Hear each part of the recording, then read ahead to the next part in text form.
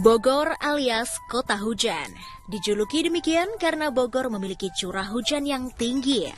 Tingginya intensitas hujan di kota tersebut membuat berbagai jenis tanaman dapat tumbuh dengan indah. Hal tersebutlah yang menjadikan Bogor cocok dijadikan tempat destinasi wisata. Selain berbagai wisata yang menarik, Anda bisa menemukan berbagai macam wisata kuliner yang menawarkan sajian yang khas. Tentunya hal ini dapat Anda jadikan referensi kuliner untuk berbuka puasa nanti. Seperti makanan yang satu ini, mie glosor. Mie glosor adalah salah satu kuliner favorit khas Ramadan. Bagi warga Bogor, mie berwarna kuning kenyal ini paling dicari ketika waktu berbuka sudah dekat. Dari namanya saja, pasti membuat orang penasaran untuk mencobanya. Sebenarnya, asal kata glosor sendiri berasal dari karakteristik mie yang terasa mengalir lancar di tenggorokan saat disantap. Sekilas mie glosor mirip dengan mie kuning yang sering Anda jumpai. Namun yang membedakannya hanya pada bahan bakunya.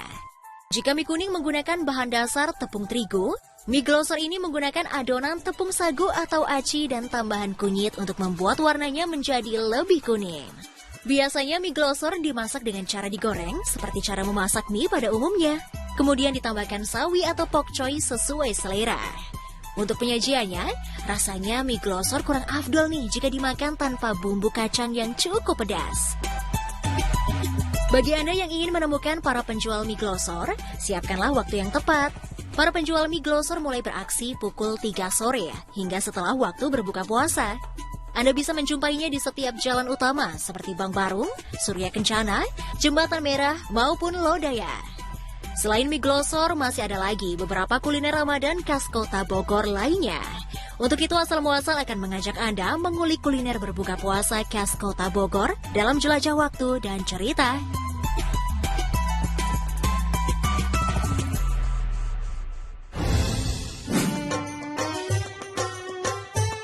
Menu berbuka puasa khas Bogor yang pertama adalah es buah pala. Minuman ini merupakan minuman tradisional yang cita rasanya masih diakui hingga saat ini. Minuman ini sangat cocok untuk menyegarkan dahaga selepas menjalankan puasa.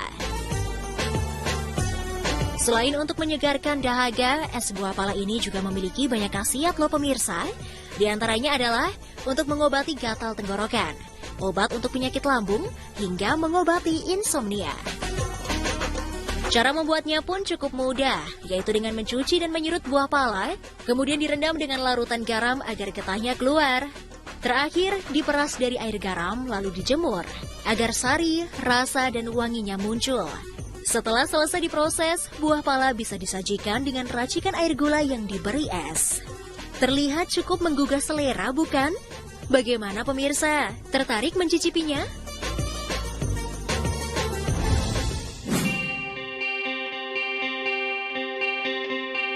Selain mie glosor dan es buah pala, terdapat kuliner legendaris khas Bogor lainnya yang dapat Anda nikmati ketika berbuka puasa. Adalah lumpia basah, salah satu santapan nikmat yang wajib dicoba ketika berkunjung ke Bogor. Berbeda dengan lumpia khas Semarang yang digoreng kulitnya, sesuai dengan namanya, lumpia basah yang dimaksud adalah kulit lumpia yang dibiarkan basah atau tidak digoreng. Hanya isi dari lumpia basah yang ditumis. Jika lumpia Semarang isiannya memakai rebung, maka berbeda dengan lumpia basah Bogor. Lumpia basah menggunakan bengkoang sebagai bahan isian yang ditambah dengan tauge, ebi giling, dan telur. Isian dari lumpia basah ditumis dengan kencur, bawang, gula, dan garam.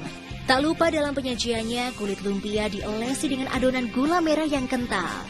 Rasa lumpia basah ini cenderung asin, manis, dan gurih. Anda juga akan merasakan kerenyahan dari bengkoang saat mengunyahnya. Untuk rasa pedas, bisa disesuaikan dengan selera. Aromanya yang menggoda akan menggugah selera Anda pemirsa. Harga dari lumpia basah ini juga sangat terjangkau loh pemirsa. Hanya dibanderol dari Rp7.000 hingga Rp12.000. Karena itu makanan ini sangat cocok untuk menu berbuka sebagai pengganjal perut sebelum menunaikan sholat maghrib.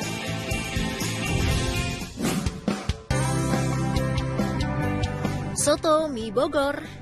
Kuliner khas Bogor ini sering menjadi santapan favorit warga Bogor setelah menjalani puasa seharian penuh.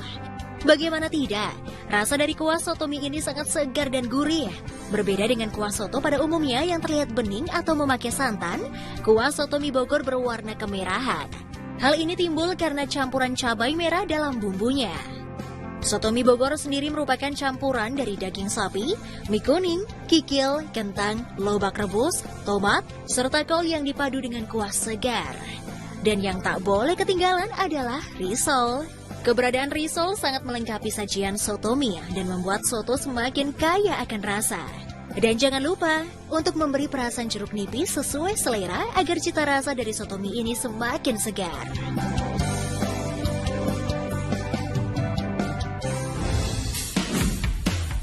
Pemirsa asal muasal, siapa yang tidak tahu asinan Bogor? Hidangan melegenda yang satu ini pasti membuat Anda tergiur. Dengan melihatnya saja akan membuat Anda mengecap lidah karena membayangkan betapa asamnya asinan Bogor ini. Asinan Bogor memiliki dua varian, yaitu asinan buah dan asinan sayur. Dilengkapi dengan kuah yang terbuat dari saripati cabai merah, ebi, gula pasir, dan cuka. Menjadikan asinan ini membuat mata langsung terbelalak. Nama asinan sendiri diambil dari proses yang digunakan untuk menghasilkan kuliner tersebut, yaitu mengasinkan atau mengendapkan kuah sambal ke dalam buah atau sayuran. Asinan ternyata juga cocok jika dijadikan menu berbuka puasa. Biasanya warga Bogor menjadikan asinan sebagai hidangan pembuka saat berbuka. Alasannya untuk memancing selera untuk menyantap hidangan berikutnya. Harga yang ditawarkan pun bervariatif, mulai dari Rp15.000 hingga Rp35.000.